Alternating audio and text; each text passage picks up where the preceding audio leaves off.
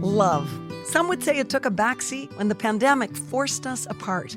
As a family-run and proudly Canadian-owned company, Charm Diamond Centers saw the need to bring us together with tales of love and created the Canadian Love Map podcast. Since then, we've shared hundreds of real, uplifting stories that prove love conquers all. So thank you for listening. We couldn't do it without you. And remember, love starts here. Don't you just love a good love story? Love is like that. It's the light that is part of your life. It's unconditional. There's something there for all of us. There's hope that we can get through this and find some joy in our lives. He's always been the one.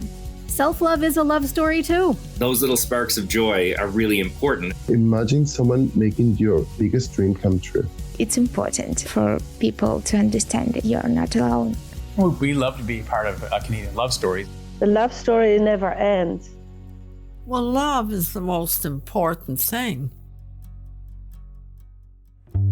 I looked out the window and I heard a voice that said, somebody over there needs you. It's the feeling of being content and comfortable with each other. Without love, this life is not worth very much. Everybody needs somebody. Everybody needs love. Hi, I'm Nancy Regan. Our love story today belongs to Barbra Jean and George. When these two literally ran into each other in a hallway, they and their worlds collided. As it turned out, Barbra Jean had heard a calling and felt certain there was someone who needed her in their Grand Falls Newfoundland retirement home. Little did she know it would be George, a former pro hockey player known to everyone on the Rock but her. Buckle your seats, folks. This tale is one for the ages. This is the Lord-liftin', belly-laughin', love-soaked Canadian Love Map. Barbra Jean and George, hello and welcome to the Canadian Love Map. Oh, thank you. What a treat to have you both on today. Can't wait to talk about your story. But first, I want to ask this. Why do you think it is the world is so fascinated in a story that involves people over 80 finding love? Well, there's so much evil going on in the world and bad news. I mean, you can't put the TV or radio on except hearing bad news. So we're hoping we're going to give a little good news to this world. Yes, you are like light in the darkness. And have you been surprised at the reaction of the world to your story? Well, so far it's been pretty good. We've been on, I think this is a couple of times now, and we're given the same old story over and over again because we're talking to different people, hopefully. Yes. And we're just hoping it's going to get through to people. Barbra Jean, what about you? Have you been surprised by the response? Not really, but I'm happy about it. Now, we never even heard anything because I thought they were going to notify us before it aired and we would see it and hear it, but we didn't. We missed it. So a friend of mine had it recorded. So we went to her place and we saw it and there was a lot of reaction from Facebook and whatever, but we're not into Facebook. We just have a plain old phone and that's it. And that's the CBC story you were talking about, is it? I guess so. I don't know. I just know that I'm overwhelmed because we went to the supermarket and we were there 2 hours to pick up 3 or 4 items and we were there for 2 hours. And people walked in church and everybody wanted my autograph. And I said, oh, Mom, let's get out of here. You're the new celebrities on the Rock. Yeah, I said to some of my friends, move over Hollywood, here we come. I love it. Oh, that's so great. I'd love to know a little bit about your backstories before we get into the blooming romance that you have experienced. Okay. Can't wait. Barbra Jean, why don't we start with you? Well, my life hasn't been that exciting. I got married to my first husband. I was very, very young. I grew up with three brothers. I didn't have a sister. I lived in a small town. And I worked in retail, and I loved it. But I only worked part-time. I was never full-time. I was a stay-home mom, really. Mm-hmm. And I have two boys living in the city. And when you say living in the city, do you mean St. John's? Yes, my boys are in St. John's, but I'm in Grand Falls, Windsor. That's where I was born and grew up. And I had a good life. I must say, I had a good life. I had a wonderful, loving husband. Church. I did a lot of volunteer work, church work, and a lot of volunteer work. Mm-hmm. And I enjoyed that. Yes. All right. George, let's hear it from you. Well, I've got a long list. I'm in the hockey world. Oh, you certainly are. Yeah, and I went to Quebec City in 1951 to play on a junior team there in Quebec City, the Quebec Citadels, and a couple of years with them. And I went to the Montreal Canadiens training camp back in the days when Rocket Richard and Jean Beliveau and those people, Doug Harvey and Jacques Plante were playing, you know. Wow. And I signed my pro contract with them and played for them in the old Quebec Professional Hockey League for 4 years, up until coming back to Newfoundland and started. Then I became the playing coach of the new hockey team in Newfoundland, the Conception Bay CBs, and there I played for 10 years. And in 1966, I was asked to play for Canada's national hockey team in the World Championships in Yugoslavia. So I went there for that year, and came back to Newfoundland and continued on until competitive hockey was over. And then I just switched to the recreation hockey, and I played recreation hockey till I was 85 years old. Oh, that is fabulous. Isn't that exciting to still be out there on skates at that point? It sounds to me like you and hockey had a love story. Well, yeah, that's right. I mean, it was my love for sure back then, but I did get married somewhere in between there. my first wife, I married my first wife. She was an airline stewardess with TCA, Trans-Canada Airlines in Montreal. After that, hockey was my life, really. Well, between the hockey and marrying a flight attendant, you must have traveled the world a lot. Well, yeah, I traveled all over Canada. Of course, I played hockey down through Canada, and in Colorado in the States, and down in Florida, and we went overseas and played over in Czechoslovakia and Germany and Italy and a few other places, and I travel all over. Isn't that something? Well, when did you move into the home you're living in now, George? Well, that was about a little over a year ago, I guess. And what took you there? Well, the old ticker wasn't working the way it should, and they figured that I needed some help, so they put me in this retirement home, and this is where I am now, of course. It's interesting, your language around that is they put me here. Were you resistant to the idea at first? I ask all the personal questions, George. Right? You got to get used to it. Yeah, it was nice to know you picked that one up. But but anyway, no, I was told that this was a pretty good spot to come and here in Grand Falls, and I lived in St. John's for over 40 years. So so I left St. John's and came here and came in this home in Grand Falls, Windsor. This is Hollett's retirement home. So it felt like a big shift in many ways, probably. It was a big shift for me. I mean, I was in the real estate business in St. John's, and I left there and left my hockey buddies back there in the recreation hockey, and came to a retirement home, sitting back in the corner doing absolutely nothing. Especially given the fact that in St. John's, I bet everyone knew you. Oh, yeah. Well, everyone knows me in Newfoundland because I played hockey all over Newfoundland. Yeah, everyone knew me in St. John's, no doubt about that.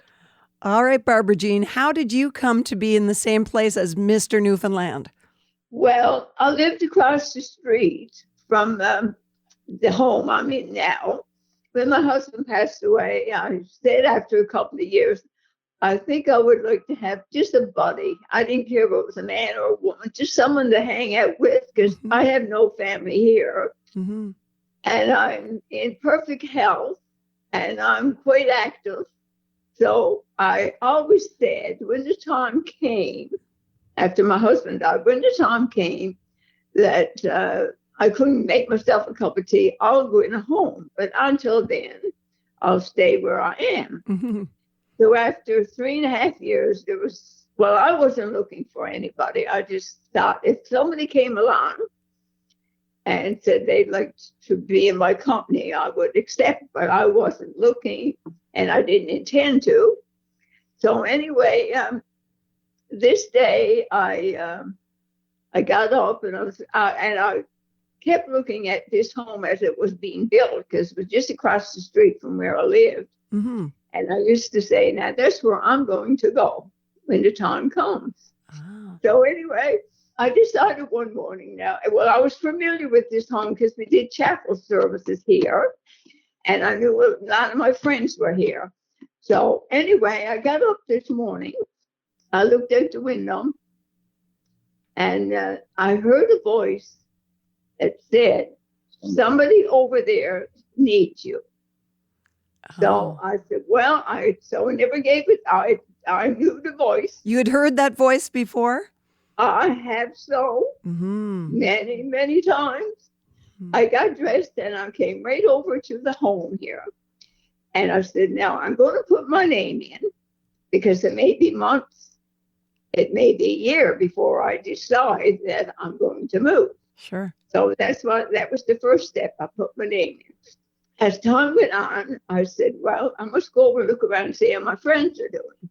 So I came over and I went all up and down the aisles and looking at the doors and the names on the doors. And when I came to George Faulkner, I said, I wonder who he is. Never heard tell of him before. You were the only one in Newfoundland who didn't know who he was. I never had a clue, because I'm not in the sports world. I know absolutely nothing about sports. Never interests me in the least. So, never. Anyway, I heard a voice saying, someone over there needs you. So I came over and I picked out the room. I said to the lady in the office, I said, show me some rooms. I said, I think there's a room over here with my name on it.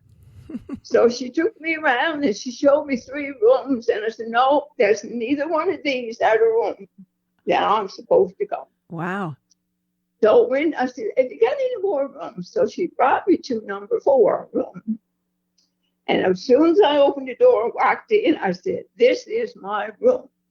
And I really couldn't afford it because it was more. and it was a bigger room. Yes. I said, no, this is my room. I'm having this room. I said, but I'm not coming yet. I said, I'm going to wait till probably around Christmas. I really don't want to come yet. Uh-huh. So anyway, after a little while, I heard the voice again that said, Barbara, it's a moving day. Wow. So I got up. I never even notified my 2 sons. I never told anybody. Because I'm a person, I'm very independent, and I make my own decisions. I don't discuss anything with anybody. Yes. So anyway, I came over and told her I was ready to move. So I moved in, and it was COVID time, and this is what pushed me to come earlier, because the part that pushed me most, of course, was George here needing me, but I didn't know that then. But I'm a hugger. I love to hug. And for COVID over 2 years and not getting a hug, I was just about going crazy. You were probably like a wilted flower not getting hugs. Yeah, well, a lot of us felt that way. Nobody coming and not seeing anybody. was going just a bit crazy. And I said, no, I must hug a bear now. One came along. I wanted to hug so bad.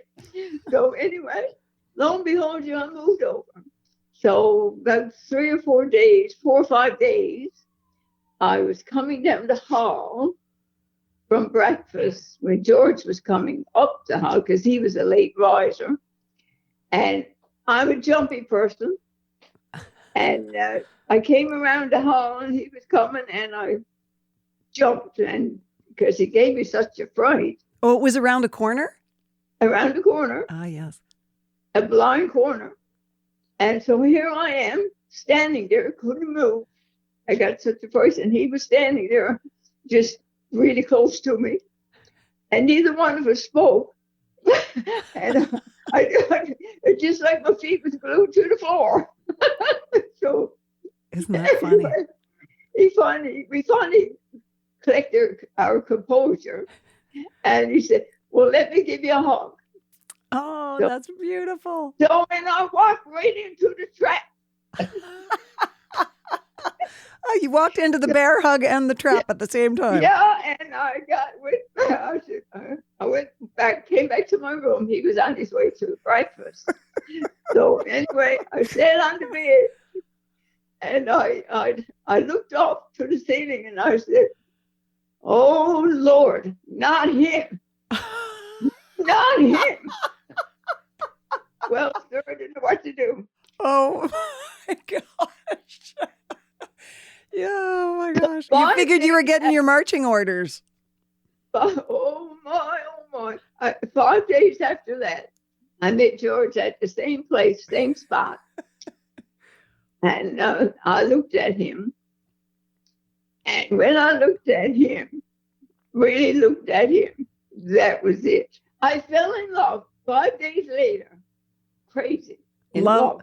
I guess it was love at second sight. Yeah. And George said, "Well, Barbara," he said, "I love everybody." I said, "Yeah, I know you do because you're a lovable person." But I said, "I'm in love. It's a different thing. Loving everybody is different kinds of love." But I said, "I'm in love with you." When did you say that to him? Oh, about 5 days after I met him. Wow, that is beautiful. We couldn't share the great stories that we do here on the Canadian Love Map podcast without the amazing support of Charm Diamond Centers. They are Canada's largest family-owned jeweler, and they're proud to be putting love on the map. The folks at Charm Diamond Centers are thrilled to be a part of your love story. So visit charmdiamondcenters.com or one of your local stores. Love starts here. Now, George, I've got to hear your side of the story. She said, he said. How did that meeting go according to your perspective? Well, I think she had it down pretty good. Neither of us knew each other, and we just bumped into each other, if you want to put it that way. And that was the result. And I gave her this big bear hug, as you say there. I suppose it was a bear hug, but I thought it was a nice human hug myself. But fair enough. And it grew and grew and grew. Love grows, Love happens, and sometimes it's pretty hard to know how it happened, But it did happen, and it happened to both of us, and we love each other. And it wasn't long before we were talking. Maybe, I don't know if we were talking or not, but I was thinking of marrying this young woman that I had. Yes. And that's the way it happened. And I proposed to her one day, and I even got down on one knee. Now I got a bad knee. I hurt my knee. After all those years of hockey, I can't believe you could get down on one knee. Well, I got one down, but I went on the bad knee. That's the worst fault. See. Oh, no. That must be love.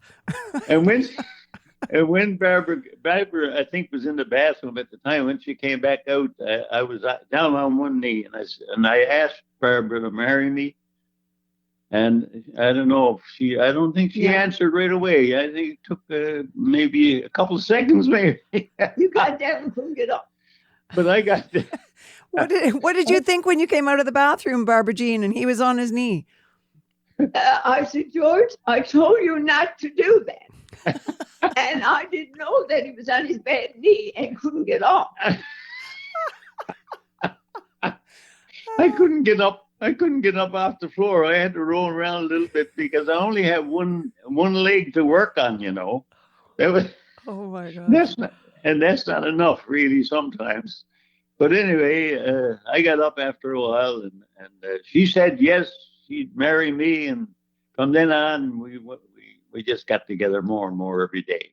It's a wonderful story that came from the divine up above. Yes. The only way that we could have met is by God's love towards us.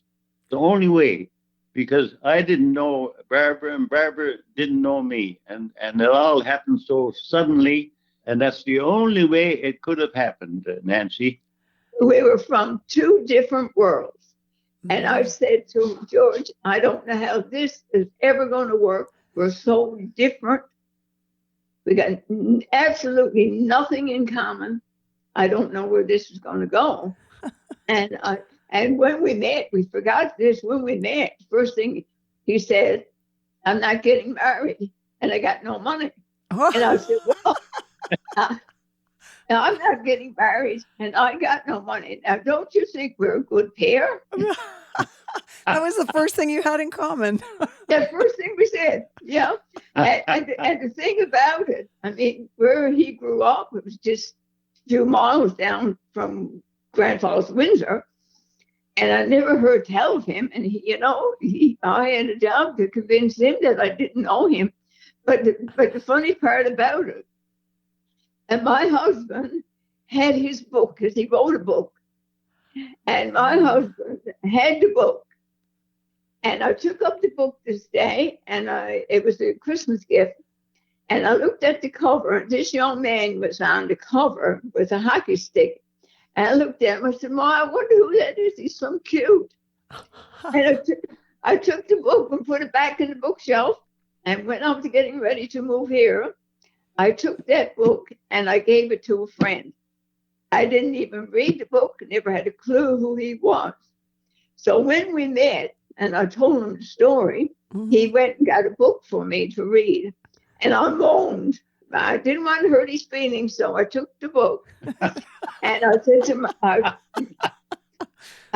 myself, now, I'm not one bit interested in reading this book. Who cares about hockey? I don't. That was my thought. So anyway, I guess I was probably bored this day. I decided to read the book. So anyway, I started to read it and I couldn't put it down. It was so fascinating. So I read the book through and then I took it up to read it the second time because you don't get everything the first time. So when I gave him back the book, I said to him, now, George, you had a fascinating life. What a life you led. I said, I think I know you now a little bit better than before. I still don't know anything about hockey or anything in sports, but I know George. That was going to be my question. Did you feel like you knew him better as a human being after you read the book? Oh, most definitely. Oh, yeah, it was a real idol. Because we were so different. It seems like we never always got along, We had lots of falling outs. Oh, did you? I want to hear about that part. Oh, yeah, because, you think about something. I grew up in the church. Now, I wasn't a minister of anything, but that was my life. And George was a world man going around the world. So we had absolutely nothing in common. And we had lots of squabbles. And I hurt his feelings more than once. But he kept coming back. Oh, yeah. The cat came back. No, that's not.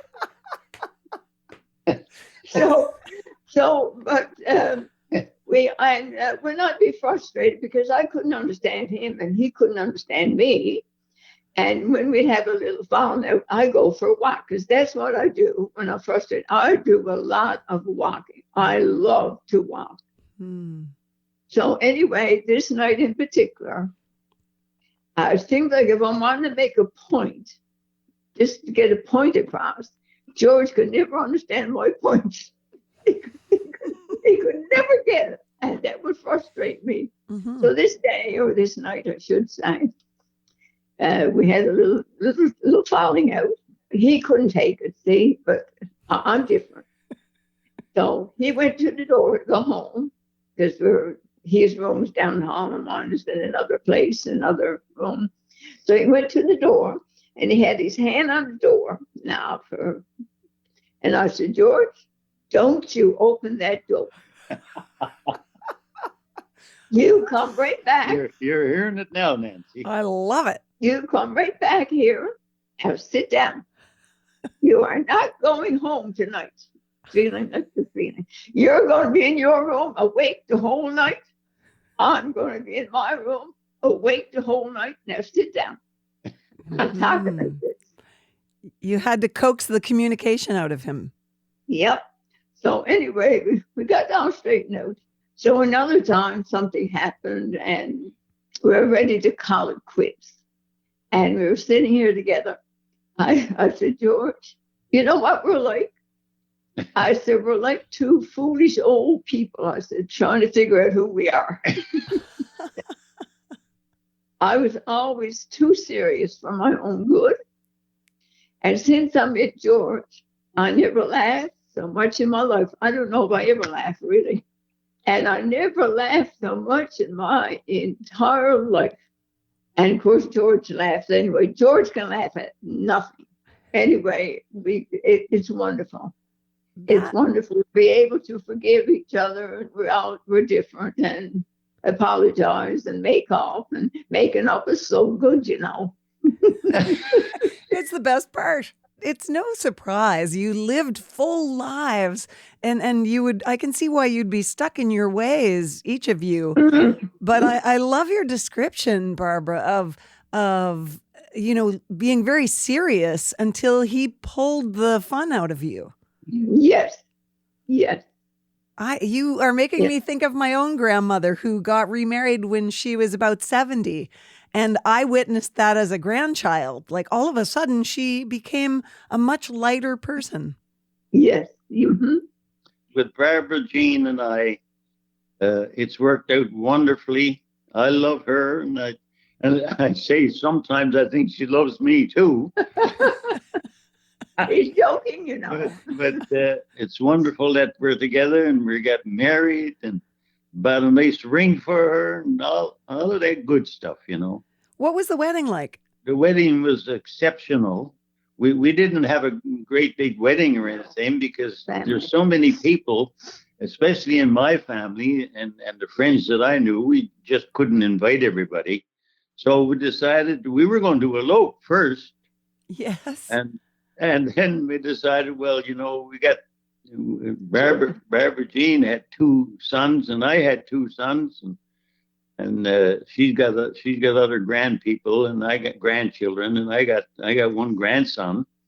So I thought, well, we'll just invite our immediate family there because it wouldn't be right to go ahead and not do it and not let them know and so on. And I have to interrupt to ask, what were your family's reactions? It was a great family reunion. Both families, the first time they met was at the mix of meat that we had, and everyone agreed, and it was a wonderful time, really.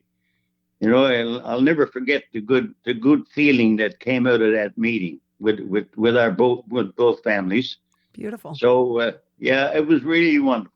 All right, and then the wedding itself? We had a banquet of, just 14 people. I can't describe it. It was just so much love there. Everybody was in love, not just George and I. Everybody was in love there. And the minister and his wife were there, of course. It was enough to take your breath away. Couldn't have asked for anything better than what we had. It seems to me, by your description, that everyone there was soaking in the love. You got that right. You couldn't have said it any better. Yeah, that's really beautiful. I can't believe you didn't invite me. Nancy, we didn't know who you were, Nancy. If we did, we would have invited you. When you renew your vows in 10 years, I want to be there. George, I'm curious, Barbra Jean heard this voice that told her someone needed her. I'm curious about your take on that. How did you need her? Well, I needed someone because there's certain things that my energy level. Now, someone who played hockey all his life, but my energy level was down really, really low, and it still is. There's certain things. The heart, the ticker, when that plays up and it won't work the way it should. Then you don't have the energy going through your body, I suppose, and giving you all this energy and strength to go. Right. So there were things that I just couldn't do for myself. And when I met Barbra Jean, she can run the 100-yard dash in 13 or 14 seconds. She can. I love it. She can. So I got all I can do to keep out of her way. That is so great. Okay, I would love to know what it is you love most about one another. I just love Barbra Jean. I mean, I can't explain how or why or when but I'm just in love with the woman. I watch her walk around. I can sit back in the chair and watch it all day. Yeah, or hockey. Or hockey. Well, I played my share of hockey. The question, George, is... Well, now I do. Good answer. That's a good answer. Barbra Jean, he's lucky he said that. Well, he caught back on watching hockey on TV, so there's something going on. All right, Barbra Jean, it's your turn. What do you love most about George? Everything. In 5 days, I was in love with this man. And I've been in love ever since, of course. My first marriage, I was very, very young. And I loved my first husband, and he loved me dearly. But this with George, this love I had with George, it's so different. I don't know if because we're older and we appreciate love or we understand love more. But it's really different and it's really special. And I think it's because it was ordained by God that this would happen in our lives. We would meet and get married. But marriage wasn't in my mind. I just knew that somebody needed me. And I nursed my husband for a lot of years.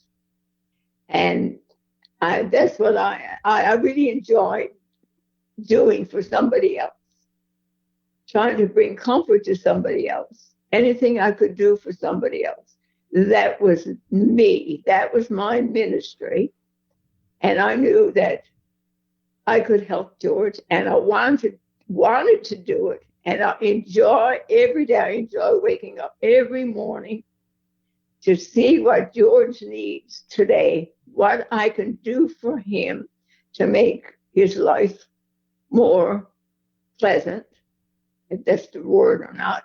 But George is a happy person anyway. That's his nature. He's happy. He's never discouraged. He's never down in the dumps. And he's really good for me. He's really encouraging. He's a gentleman. He makes me happy, makes me laugh. I couldn't ask for any better than I have right now. I'm full of love. I can't love him any more than I do. I love him with everything that's in my heart. Everything. I love him. It sounds to me like there is an awful lot of gratitude in both of you. As far as I'm concerned, it's not all gratitude, but it's the feeling of being content and comfortable with each other. It's just a lovable environment, what it is. I am grateful. I am so thankful that you were willing to take our call today and have this conversation and share your absolutely beautiful love story. Everybody needs somebody. Everybody needs love. Without love, this life is not worth very much. Right on. And even the science shows that love and connection make us live much more rich lives, but also longer lives and healthier lives. And love is a many splendored thing. It's the April rose that only grows in the early spring. Did you know that, Nancy? Well, now you're flirting with me, George. No. No. No, I'm swooning. Did you hear the song he sang to me? No. They tried to tell us we're too old. He sang that, and nobody knew a thing about it. He just started to sing, and everybody just stood there with their eyes popping and their mouths open because he's a singer, he's an entertainer. Oh, well, we can't go without hearing that then. Yeah, come on, George, sing my song. Mm-hmm. Sing. You wants me to sing that song. Well, I can sing. I'll start it, and it's not very long anyway. They try to tell us we're too old to really be in love. They say that love's a word we've only heard and can't begin to know the meaning of. But yet we're not too old to know our love will last, though years may go. And then someday they may recall we were not too old at all.